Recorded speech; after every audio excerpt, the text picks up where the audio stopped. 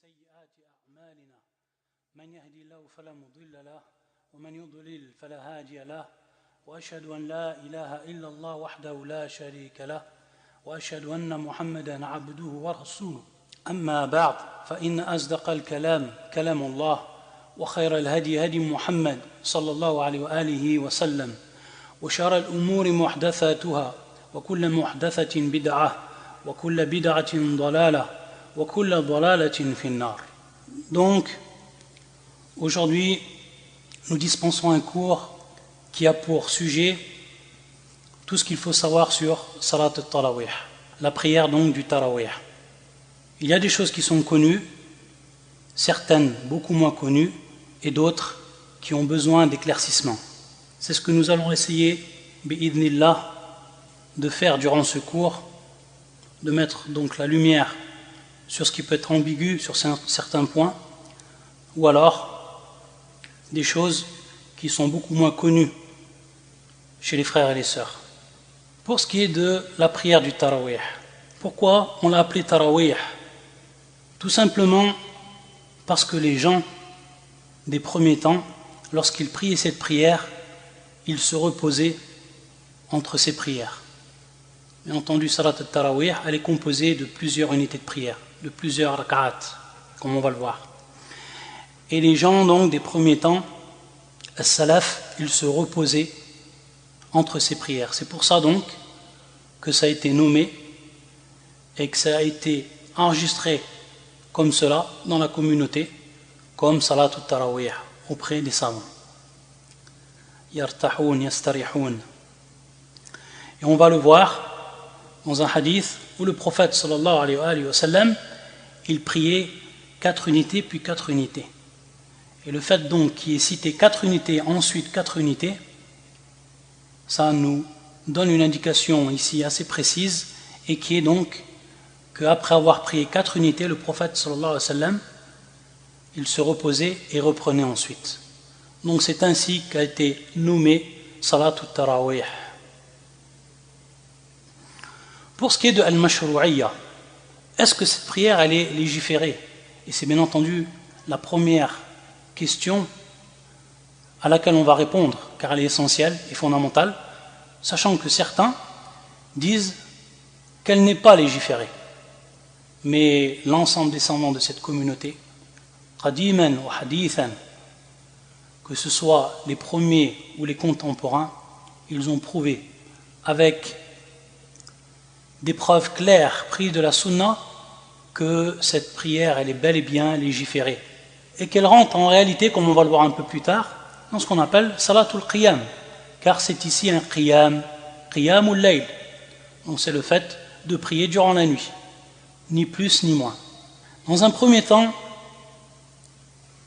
comme nous l'a rappelé Cheikh Al-Albani rahimahullah ta'ala dans sa risala Salatul Tarawih, il nous rappelle que Al-Mashrou'iyya, le caractère légiféré de cette prière, elle repose sur 3 points essentiels. Le premier, c'est iqraru sallallahu alayhi wa sallam bil jama'a fiha, c'est-à-dire que la première série de preuves concerne l'approbation du prophète sallallahu alayhi wa sallam de cette prière. Et cela nous est prouvé par ce hadith qui est rapporté par Al-Bayhaqi et qui également a des shawahid akhrajou ibn Nasr fi qiyam al-layl wa Abu Daoud wa Al-Bayhaqi nafsu. خرج رسول الله صلى الله عليه وسلم ذات الليلة في رمضان. Le prophète صلى الله عليه وسلم il est sorti une nuit durant le mois du Ramadan. فرأى الناس في ناحية المسجد يصلون فقال ما يصنع هؤلاء؟ قال قائلون يا رسول الله هؤلاء ناس ليس معهم قرآن وأبي بن كعب يقرأ وهم معه يصلون بصلاته فقال قد أحسنوا أو قد أصابوا. Donc cette approbation on l'apprend de ce hadith où le prophète sallam, lorsqu'il est sorti durant cette nuit, il a vu des gens dans un côté de la mosquée qui priaient ensemble. Et il a demandé qu'est-ce qu'ils faisaient. Donc on lui a répondu, au prophète sallam que ce sont des personnes qui sont avec Ubay ibn Ka'b et qui eux n'ont appris du Coran ou peut-être pas assez pour pouvoir prier assez longtemps durant le qiyam al-layl. Alors ils se sont réunis autour de Ubay ibn Ka'b qui priait comme imam et donc il priait sa prière. Et le prophète sallam, qu'est-ce qu'il a dit? Il a dit qad ahsanu, qad asabu, c'est-à-dire qu'ils ont fait une chose qui est bien, ils ont fait une chose qui est conforme avec al-haq, qad asabu, qui est conforme donc avec ce qu'ils devaient faire. Et donc le prophète sallam ici il a approuvé ce geste-là des compagnons. Donc ici c'est une première preuve et ça rentre donc dans le premier point qui est iqraruhu sallallahu alayhi wa sallam bil jama'ati fiha. La deuxième catégorie de preuves, donc bien entendu on ne va pas citer toutes les preuves, mais on va rester concis incha'Allah ta'ala pour pas être trop long pour ce cours, car il y a encore beaucoup de choses à dire sur cette prière. La deuxième catégorie c'est iqamatuhu sallallahu alayhi wa sallam iyyaha. Tout simplement c'est que le prophète sallallahu alayhi wa sallam lui-même il l'a prié en jama'a, c'est-à-dire donc avec ses compagnons. Et parmi les hadiths qui nous sont cités, le hadith de An-Nu'man ibn Bashir qui est rapporté par Ibn Abi Shayba fil Musannaf wa kadhalika An-Nasa'i wa Ahmad et d'autres encore, et qui est un hadith dont la chaîne de transmission est authentique. An-Nu'man ibn Bashir قمنا مع رسول الله صلى الله عليه وسلم ليلة 23 في شهر رمضان إلى ثلث الليل الأول ثم قمنا معه ليلة 25 إلى نصف الليل ثم قام بنا ليلة 27 حتى ظننا أن لا ندرك الفلاح قال وكنا ندعو السحور الفلاح. Donc dans ce hadith, An-Nu'man ibn Bashir, il nous rappelle qu'ils prient avec le prophète sallallahu alayhi wa sallam, ou qu'ils ont prié avec le prophète sallallahu alayhi wa sallam la nuit, la 23e nuit du mois du Ramadan. Ils ont prié jusqu'au premier tiers de la nuit. Il a thuluth al-layl al-awwal. Et on va voir que c'est cela la sunna, c'est de prier, pour ce qui est de salat al-tarawih, c'est de prier donc la première partie de la nuit et non la dernière. C'est ça la sunna, et on va le voir à travers d'autres paroles de savants et des preuves sur cela venues des compagnons. Ensuite donc ils ont prié également la 25e nuit. Cette fois-là ils ont prié jusqu'à la moitié de la nuit. Et ensuite ils ont prié la 27e nuit.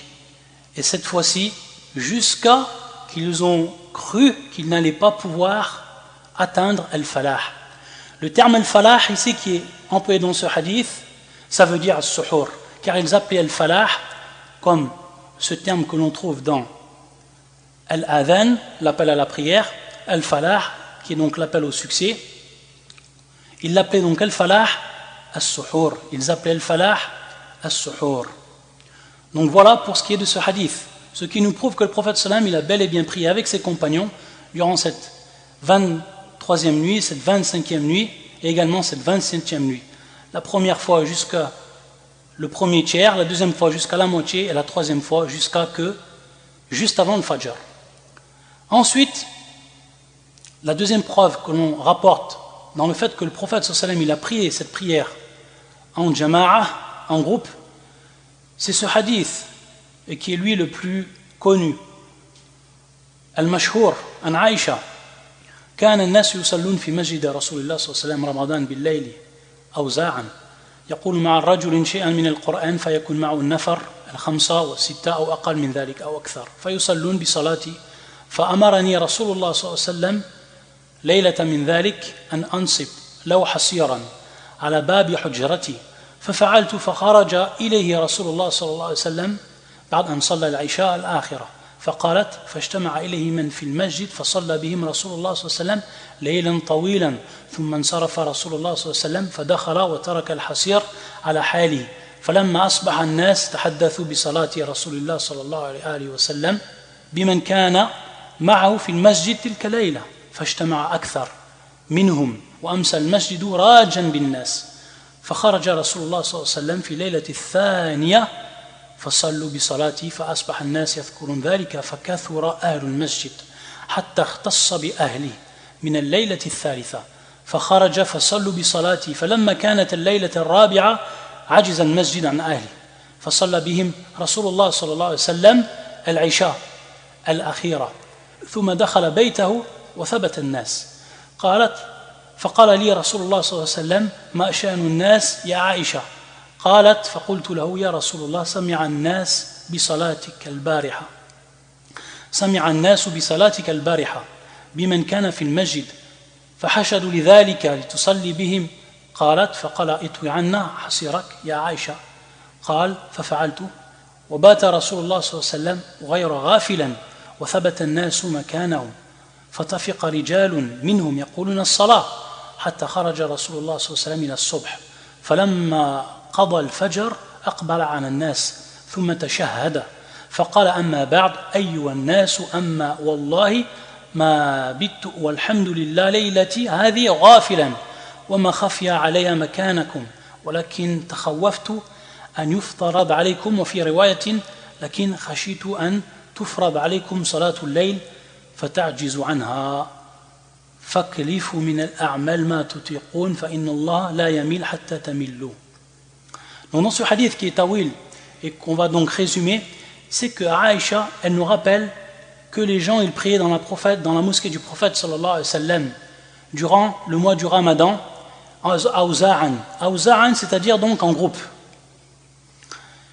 Et donc il y avait une personne qui priait, qui lui connaissait assez de Coran pour prier avec d'autres personnes, et donc ils étaient comme ça, mutafarriqin. Donc ils étaient dispersés par 5, 6, donc en groupe par 5, 6, chacun avec un imam. Et ils priaient ensemble, donc la nuit du Ramadan. Et le prophète sallallahu alayhi wa sallam, lorsqu'il a vu cela, il a ordonné qu'on dépose une natte tissée en paille ou un paillasson, hasiran, devant donc la porte de son appartement. Et on savait que le prophète sallallahu alayhi wa sallam, son appartement était collé à la mosquée, était racolé à la mosquée. Et qu'est-ce qu'il a fait le prophète sallallahu alayhi wa sallam? Donc après cela, il a prié. Et les gens, il a prié donc le Isha, et ensuite il a continué à prier la prière de Al-Qiyam. Et les gens, ils se sont réunis autour du prophète. Tous se sont réunis, bien entendu, autour du prophète, ceux qui priaient en groupe. Il a prié longuement. Et ensuite, il s'est dispersé, le prophète sallallahu alayhi wa sallam. Et il a délaissé sa natte comme telle. Il est revenu la deuxième nuit. Et il a fait de même. Et bien entendu, entre-temps, les gens, les sahaba, ils se sont passés le mot pour dire que le prophète sallallahu alayhi wa sallam, il prie comme imam durant la nuit. Salat al-Qiyam. Et donc, ce qui s'est passé, c'est que les gens, ils sont venus de plus en plus nombreux. Jusqu'à que la mosquée est devenue pleine, qu'elle ne pouvait plus accueillir tous ces gens-là. Elle était pleine à craquer, comme on pourrait dire. Et cela donc est advenu la deuxième nuit, la troisième nuit, et ensuite, qu'est-ce qui s'est passé pour ce qui était de la quatrième nuit? La quatrième nuit, le prophète sallallahu alayhi wa sallam, lorsqu'il a vu cela, il a prié Al-Isha. Et ensuite, quand il a vu ces gens, il est rentré dans sa maison, dans son appartement. Et les gens, ils sont restés à leur place. Le prophète sallallahu alayhi wa sallam, il a interrogé Aïcha sur cela. Et Aïcha, donc, elle lui a informé que les gens, ils ont entendu que tu priais les dernières nuits. Et donc, ils se sont réunis auprès de toi. Et bien entendu, le groupe a augmenté. Lorsqu'il a vu cela, le prophète sallallahu alayhi wa sallam, il a demandé donc qu'on replie sa natte. Et Aïcha l'a fait, et donc, elle a répondu à l'ordre du prophète sallallahu alayhi wa sallam. Et ici, il nous est bel et bien précisé que le prophète sallallahu alayhi wa sallam, il savait ce qu'il faisait. Et il savait que les gens les attendaient. Donc, ta'ammada le prophète sallallahu alayhi wa sallam, c'est-à-dire qu'il l'a fait volontairement. Et ils ont commencé, les gens, à dire as-salah, la prière. Et ils sont restés comme tels durant cette nuit-là, jusqu'à que le prophète sallallahu alayhi wa sallam, il est sorti pour la prière du subh. Et lorsqu'il a prié al-fajr, aqbala ala nas, c'est-à-dire donc il s'est retourné vers les gens, de par son visage, il leur a dit ya ayyuhan nas, c'est-à-dire ô vous les gens, je ne suis pas resté ainsi cette nuit-là, c'est-à-dire sans être sorti pour prier avec vous en groupe, de manière inattentionnée, rafilan, mais c'était bel et bien voulu de ma part. Et le prophète sallallahu alayhi wa sallam, et c'est ici un point qui va être donc très très important pour la suite et pour comprendre donc ici wajh al-istidlal, c'est que le prophète sallallahu alayhi wa sallam, il va nous citer ici, il va citer donc à ses compagnons al-illa, la cause pourquoi cette quatrième nuit il n'est pas sorti le prophète sallallahu alayhi wa sallam. Alors qu'il a bel et bien pris la première nuit avec eux, la deuxième nuit, la troisième nuit, il les voyait, ceux qui étaient derrière lui. Il a fait cela. Mais lorsqu'il a vu qu'il y a eu tellement de gens qui sont venus, et lorsqu'il a vu donc que cela devenait continuel, il s'est arrêté le prophète sallallahu alayhi wa sallam. Et pourquoi? Et c'est là qu'il va nous citer donc al-illa, la cause. Il va nous dire qu'il a eu peur que cette prière, elle ne devienne obligatoire. Du fait qu'il l'a pris et du fait que les gens prient continuellement derrière lui, que al-wahi yanzil, que la révélation descende pour rendre obligatoire cette prière.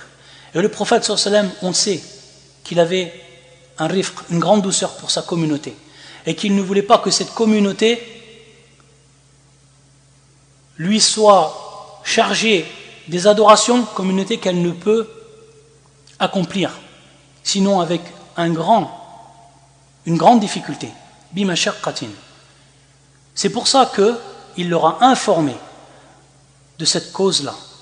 Il a eu donc peur qu'elle devienne cette prière obligatoire. Et que les gens, par la suite, yarjizoun, c'est-à-dire donc qu'ils aient l'incapacité de prier cela de manière continuelle. Car la chèque, que ça demande un grand effort de prier durant la nuit, surtout quand c'est étalé sur une longue période. Et que ça devienne obligatoire pour tout le monde, c'est-à-dire obligatoire, ça aurait été donc très difficile pour cette communauté. C'est pour ça que le prophète sallallahu alayhi wa sallam, rifqan bihadil ummah, il a délaissé la prière en commun cette quatrième nuit. Et il nous a rappelé également ici le prophète sallallahu alayhi wa sallam que les actes, ce sont ceux que l'on peut accomplir avec notre capacité. Et il nous rappelle qu'Allah Azza wa Jal, il ne se lasse pas tant que nous ne nous lassons pas. Et si on se lasse, Allah Azza wa Jal, alors il se lasse ici de cette adoration. Bien entendu, pour ce qui est de ce terme employé dans le hadith, il y a une divergence entre les savants. Est-ce que ça fait partie de sifatullah? Ça fait partie donc des attributs d'Allah ou pas? Il y a une divergence chez les savants, et ceux qui ont dit que c'était un attribut d'Allah Azza wa Jal, c'est bien entendu un attribut ici qui est complet et sans axe, contrairement donc à l'être humain. Taïb.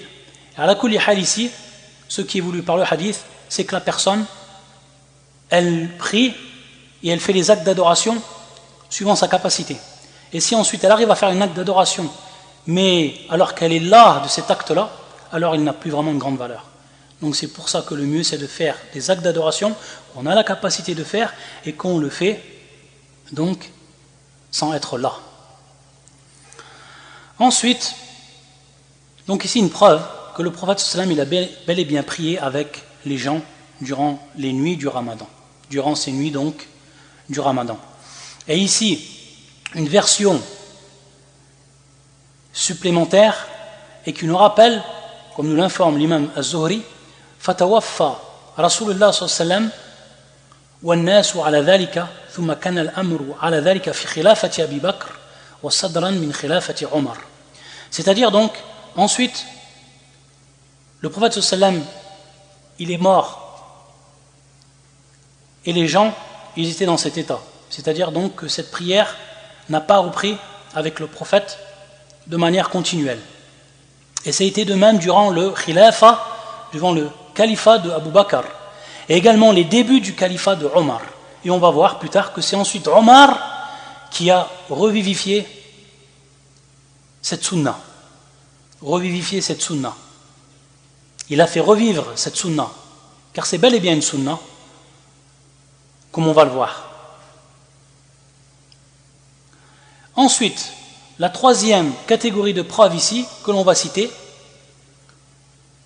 c'est tout simplement bayanuhu sallallahu alayhi wa sallam li fadliha. C'est-à-dire que le prophète sallallahu alayhi wa sallam nous a informé du bienfait, du fadl de cette prière-là. Et on va voir cette parole de l'imam Ahmed qui nous dit سمعت أحمد قيل له يعجبك أن يصلي الرجل مع الناس في رمضان أو وحده قال يصلي مع الناس وسمعت أيضا يقول يعجبني أن يصلي مع الإمام ويوتر معه قال النبي صلى الله عليه وسلم إن الرجل إذا قام مع الإمام حتى ينصرف كتب الله له بقية ليلته. Et également il est rapporté de Ahmed, comme nous le rappelle Abu Daoud, قيل لأحمد وأنا أسمع يؤخر القيام يعني التراويح إلى آخر الليل قال لا سنة المسلمين أحب إليه. Donc ici l'imam Ahmed, on lui a posé la question, rahimahullah, est-ce que tu préfères que les gens ils prient en groupe ou alors durant le mois du Ramadan, bien entendu, ou qu'ils prient seuls? Qu'est-ce qu'il a dit? Il a dit yusalli ma'an nas, c'est-à-dire il prie avec les gens. Le mieux c'est que le musulman il prie donc avec les gens en groupe. Et l'imam Ahmed il nous a rappelé pourquoi. Il nous a rappelé donc ce hadith du prophète sallallahu alayhi wa sallam, et qui rentre ici dans cette catégorie, que le prophète sallallahu alayhi wa sallam il a bel et bien mis en évidence qu'il y avait un fadl dans le fait de prier durant ces nuits-là avec l'imam. Dans ce hadith qui est plus que clair et qui est un hadith authentique, inna rajula, l'homme, lorsqu'il prie avec l'imam, jusqu'à que cet imam finisse sa prière, wa yansarif, c'est-à-dire qu'il finisse sa prière et qu'ensuite il quitte sa place, alors à ce moment-là, si cette personne-là, elle a prié toute la prière derrière l'imam jusqu'à qu'il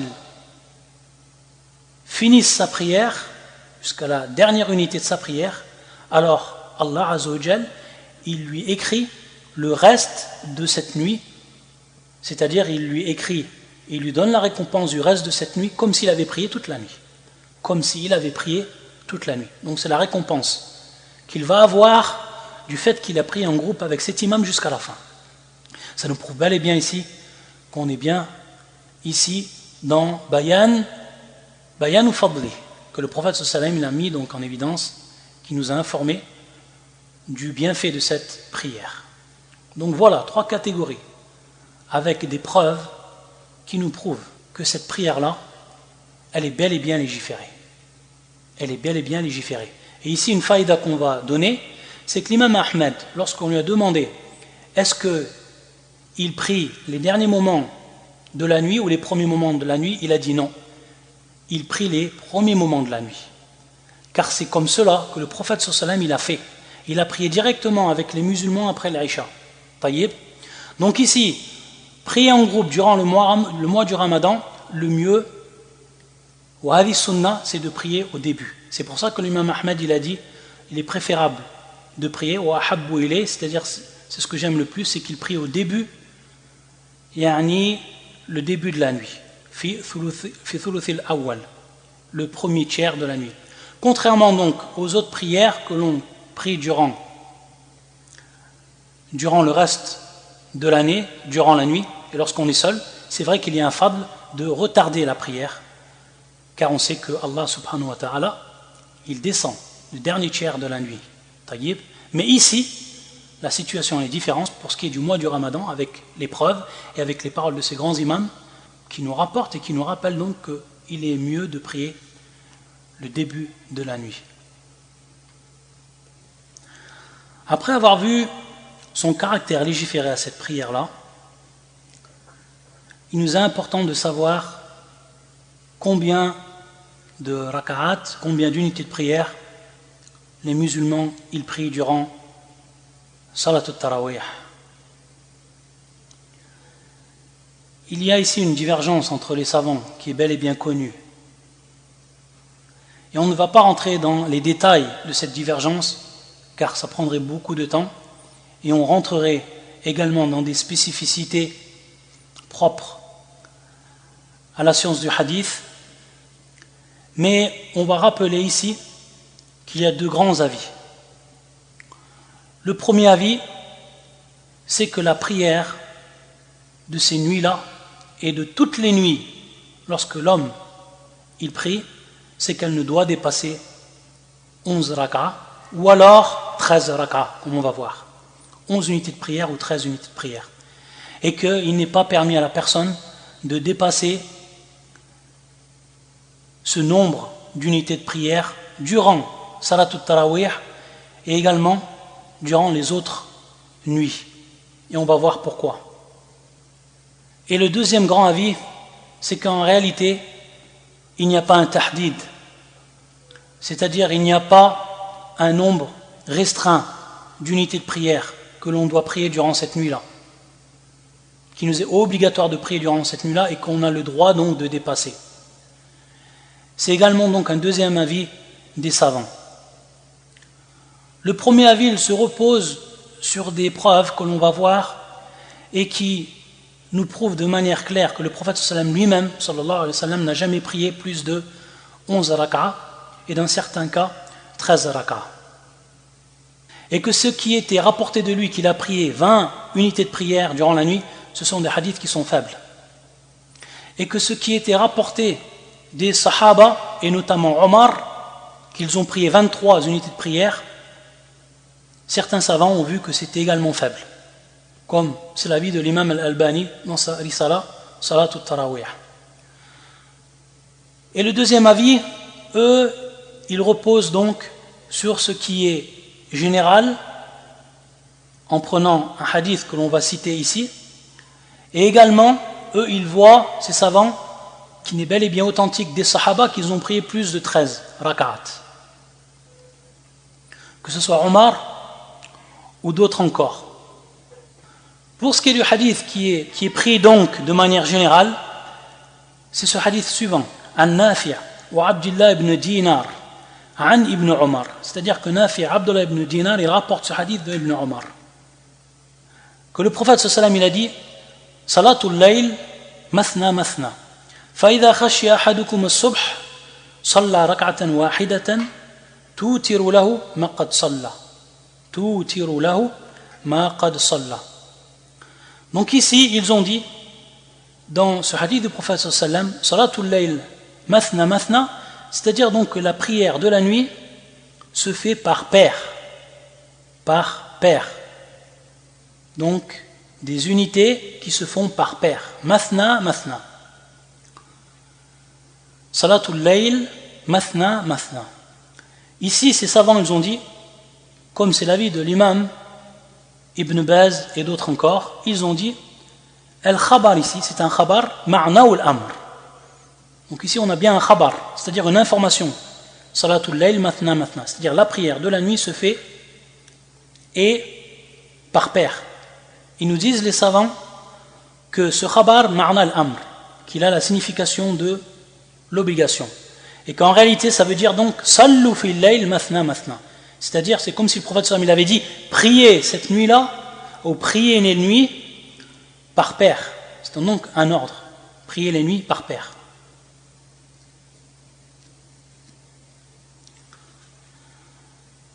Wajh al-istidlal, c'est-à-dire ici qu'ils ont pris ce texte de manière générale, dans son contexte général, ils ont dit que le prophète sallallahu alayhi wa sallam mahaddada.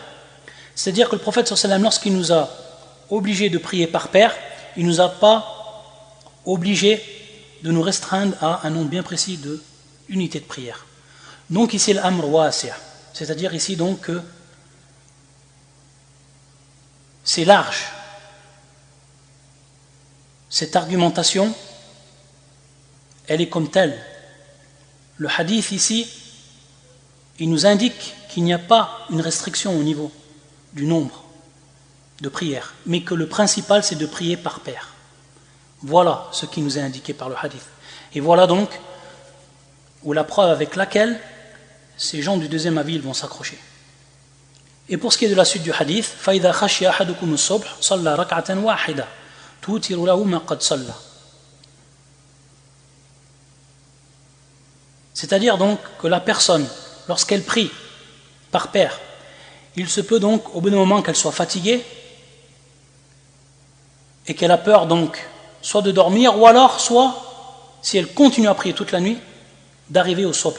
Donc, avant d'arriver au subh, il faut que, comme cela est la sunna, il faut qu'elle termine ses prières par al-witr.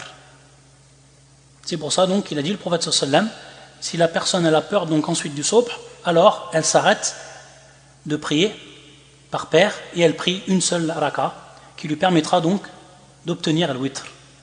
la prière donc impaire avec laquelle il termine ses prières. Les savants également, par rapport à ce hadith, ils vont nous citer que ce qui est préférable dans tous les cas, c'est que la prière, c'est que le prieur, il prie donc par paire.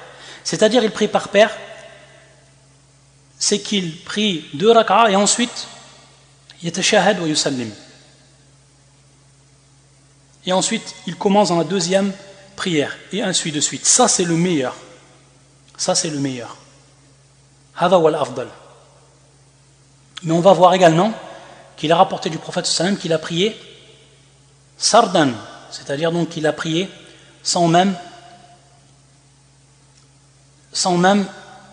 taslim entre les unités de prière et sans même tashahud entre les unités de prière, et qu'il a prié d'un trait. On va le voir, on va revenir dessus. Et ce qui nous prouve également ici, ce qu'on a dit sur ce hadith, c'est ce hadith qui est rapporté par Aïcha et d'autres, qui est auprès de l'imam Muslim et d'autres. Kana an-nabi sallallahu alayhi wa sallam yusalli min al-layl 10 rak'at. Le prophète sallallahu alayhi wa sallam, il priait durant la nuit 10 rak'at. Yusallim min kulli rak'atan thumma yutiru bi wahida. C'est-à-dire qu'il fait le salam, le taslim à chaque rak'atan, à chaque 2 unités de prière, et ensuite il finit par une seule rak'a qui est donc al-witr. Et c'est pour ça qu'à partir de là, les savants ils ont dit ce qui est le mieux, c'est de prier donc par paire et de faire un taslim à chaque fois. Et il nous rappelle l'imam al-Nawawi dans ce hadith Tutiru lahu ma qad salla, dans le premier hadith qu'on a cité de Ibn Omar, il dit as-sunnatu ja'al al-witr akhir al-layl ou akhir salat al-layl. C'est-à-dire qu'il est préférable de prier al-witr à la fin de la prière, à la fin de la prière de la nuit, et que son temps waqtuhu yakhruj bi tulu' al-fajr, c'est-à-dire que son temps il s'arrête au moment où se lève le fajr, où se lève l'aube. Et c'est ce qui est le plus connu dans le madhab de l'imam Shafi'i, et c'est la parole de Jumhur, de la plupart des savants. Et certains, ils ont dit, parmi les savants, que le fajr yamtad ba'd al-fajr, ou arfan al-witr yamtad ba'd al-fajr, hatta yusalli al-fajr. C'est-à-dire que même si la personne, l'aube, elle s'est levée et qu'il n'a pas encore prié al-witr, il peut donc la prier tant qu'il n'a pas encore prié le fajr. C'est donc ici un autre avis des savants. Ici, donc je le rappelle pour al-fa'ida.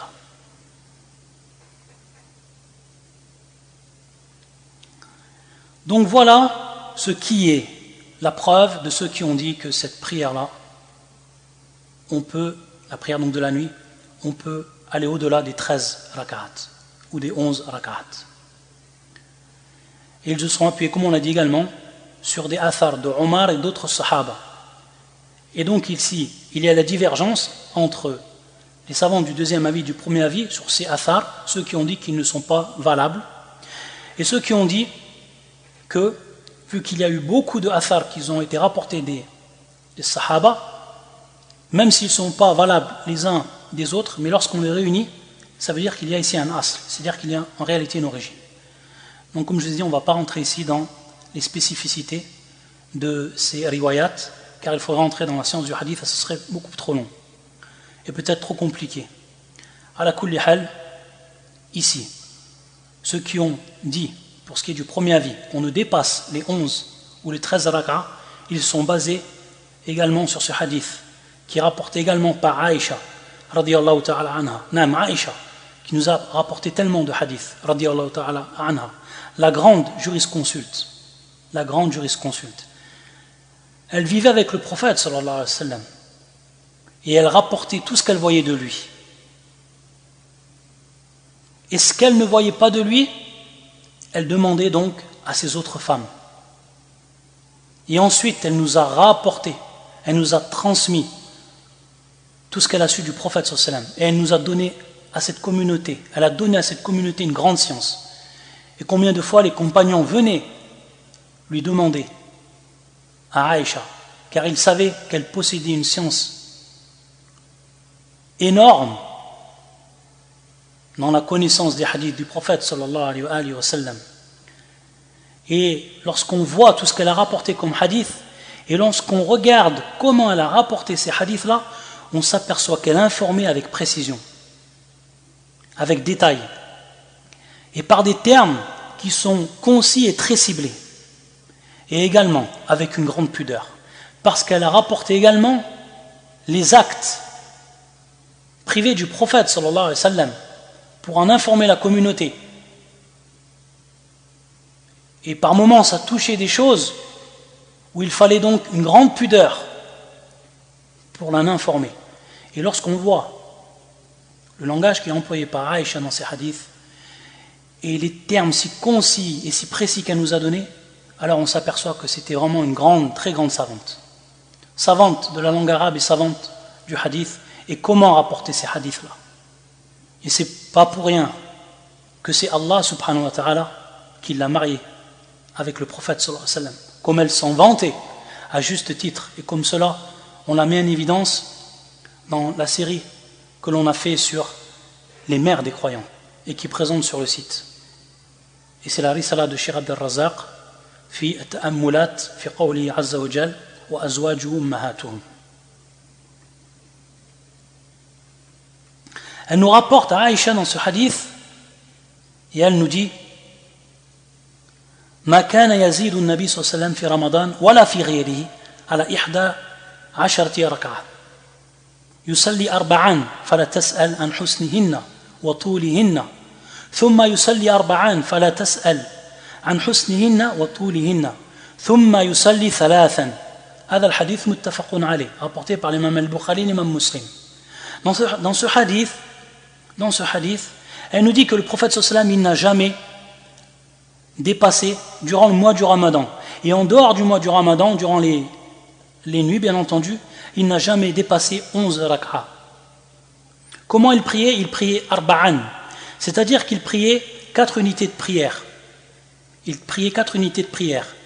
Et elle disait à Aïcha, ne demandez pas sur la perfection de ses prières et sur la longueur de ses prières. C'est-à-dire, lorsqu'elle nous dit ne demandez pas, c'est-à-dire que ces prières-là, elles étaient fi rayat al-husn wa toul, c'est-à-dire qu'elles étaient parfaites et très longues. Thumma yusalli arba'an, il priait encore 4 unités de prière, le prophète sallallahu alayhi wa sallam, fala tas'al an husnihinna wa tulihinna. De même, ne demandez pas à propos de sa perfection et à propos de sa longueur. Et ensuite, il priait 3 unités de prière. Voilà comment était la prière du prophète sallallahu alayhi wa sallam, comme nous le rapporta Aïcha. Donc, les savants du premier avis, ils ont pris cette base également. Ils ont dit que si le prophète sallallahu alayhi wa sallam n'a jamais augmenté, n'a jamais été au-delà de ce nombre de prières, alors comment nous, on va augmenter? Comment nous, on va aller au-delà de cela? Est-ce que nous, on est meilleur que le prophète sallallahu alayhi wa sallam pour prier plus que le prophète sallallahu alayhi wa sallam lui-même il a prié? Voilà donc ce qui est le umda, donc la preuve essentielle et fondamentale pour les savants du premier avis. Et ici, une indication que l'on va donner et qui est importante. La première indication, c'est comme on l'a vu, le prophète sallam, il priait 4 unités de prière et ensuite 4 unités de prière. Ce qui veut dire donc qu'il y avait entre ces 4 unités de prière et les 4 autres un moment où il se reposait. Et donc de là, on a appelé salat al-tarawih. Et c'est pour cela donc qu'il est également de la sunna, lorsque la personne elle a prié 4 unités de prière, c'est qu'elle se repose un peu, comme le font, alhamdoulilah, beaucoup d'imams, et qu'elle reprenne ensuite pour les 4 autres. Et qu'ensuite donc il se repose un peu, et qu'il finit donc par les 3 unités de prière, et qui va donc être considéré ici comme le witr. Le deuxième point que l'on cite par rapport à ce hadith qui est important, c'est que lorsque Aïcha a dit qu'il priait 4 unités de prière et ensuite 4 unités de prière, ça ne veut pas dire qu'il priait 4 unités de prière d'un coup, sans qu'il y ait un taslim entre les 2 unités de prière. Mais en réalité, comme nous le rappellent beaucoup de savants, et parmi eux donc Cheikh Ben Baz, rahmatullah alayh, ils nous disent en réalité que le prophète sallallahu alayhi wa sallam, il priait bien 2 unités de prière, ensuite 2 unités de prière, c'est-à-dire qu'il faisait le salam, le tashahhud et le salam, taslim. Et ensuite il se relevait et il continuait sur la deuxième. Donc ça en faisait 4. Et ensuite il se reposait. Et ensuite il se levait pour en réalité la 6e. Et ensuite yatashahad wa yusallim. Et ensuite il se relève pour la 8e. Taïb. Donc on ne comprend pas. Et contrairement à ce qu'en font certains imams, c'est qu'on prie 4 unités de prière d'un coup et qu'ensuite on fait un taslim ou tashahhud de taslim et qu'ensuite on se relève et on fait encore 4 autres unités de prière et qu'ensuite natashahhad wa nusallim. Ce n'est pas ce qui est voulu par le hadith, car il nous dit cet imam que al-ahadith yufassiru ba'du wa ba'da, c'est que ces hadiths ils se expliquent les uns aux autres et que l'on doit revenir aux autres hadiths pour pouvoir comprendre les hadiths où il y a al-ijmal, c'est-à-dire où il y a un aspect général qui est donné.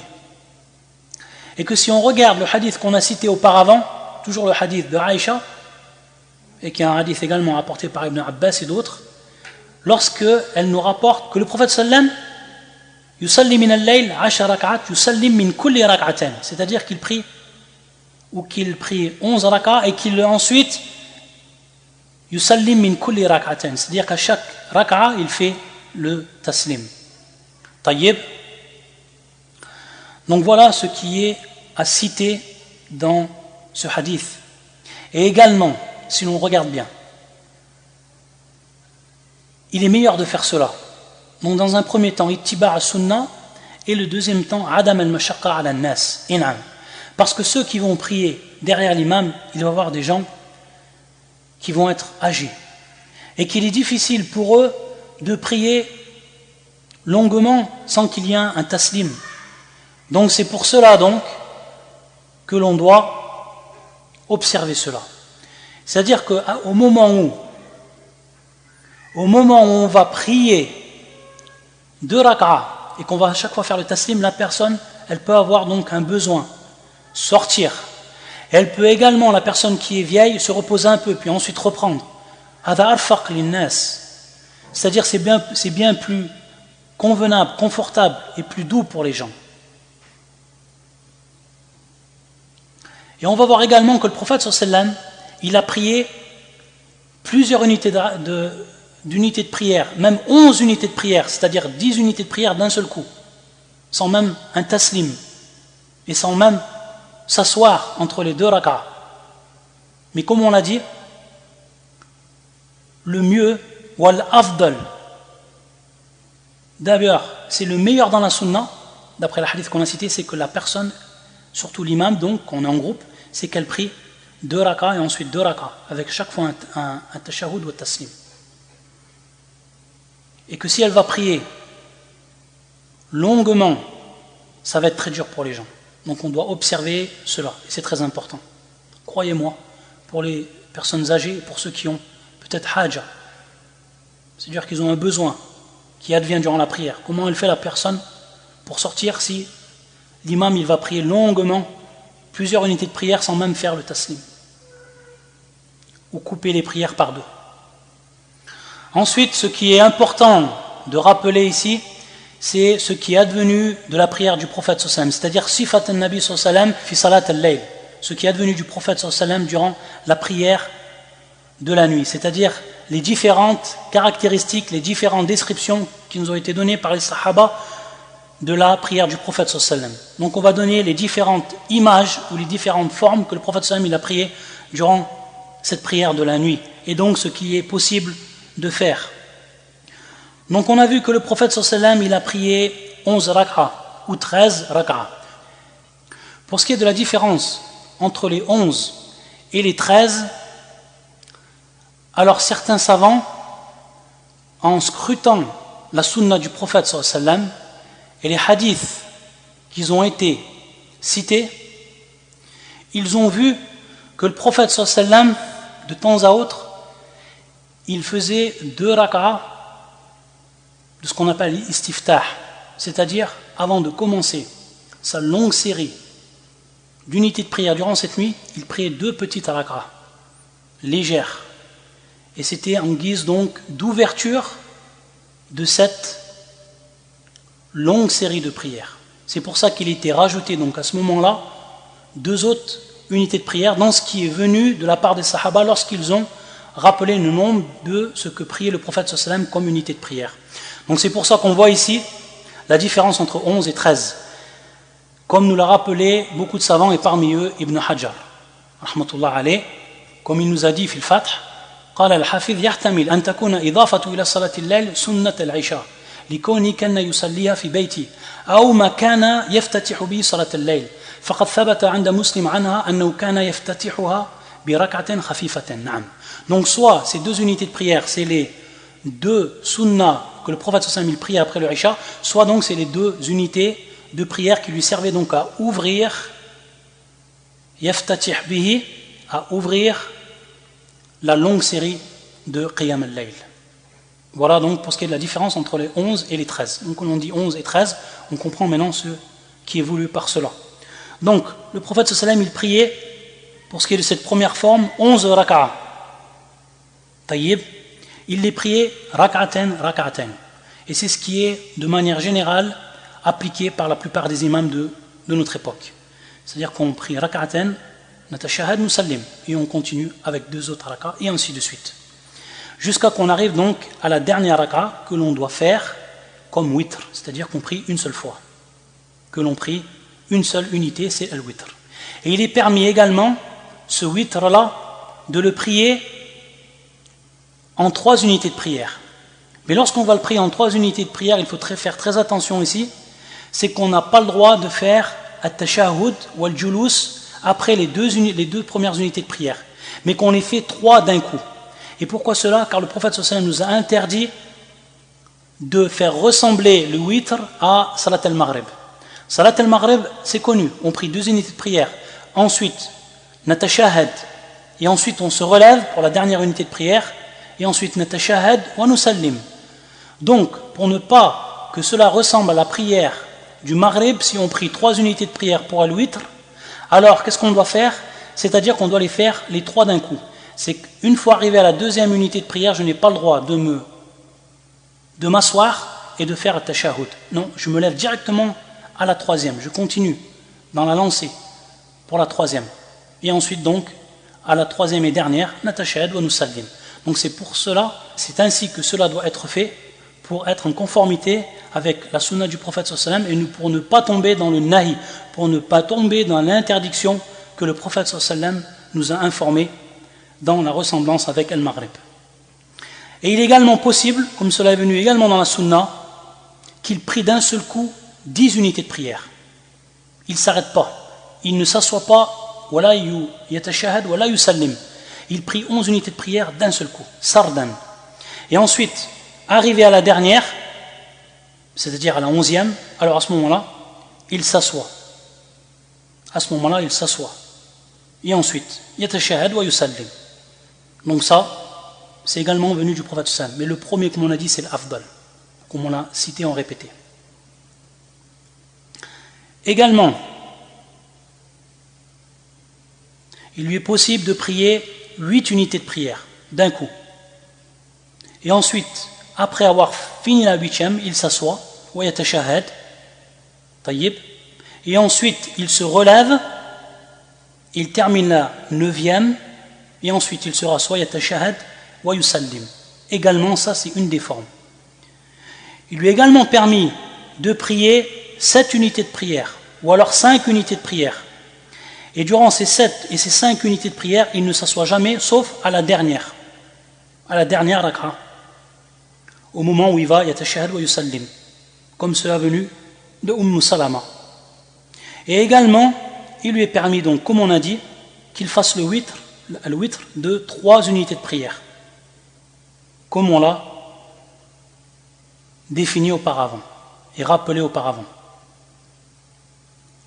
Tayyib. À la kulli hal, il y a encore beaucoup de choses à dire. On n'a fait qu'à peine la moitié du cours. Et on continue, Inch'Allah, donc. Le prochain cours, je vous annonce quand il sera. Ce sera donc un 2e et dernier cours. Subhanaka wa bihamdika. Ashhadu an la ilaha illa anta. Astaghfiruka wa atubu ilayk.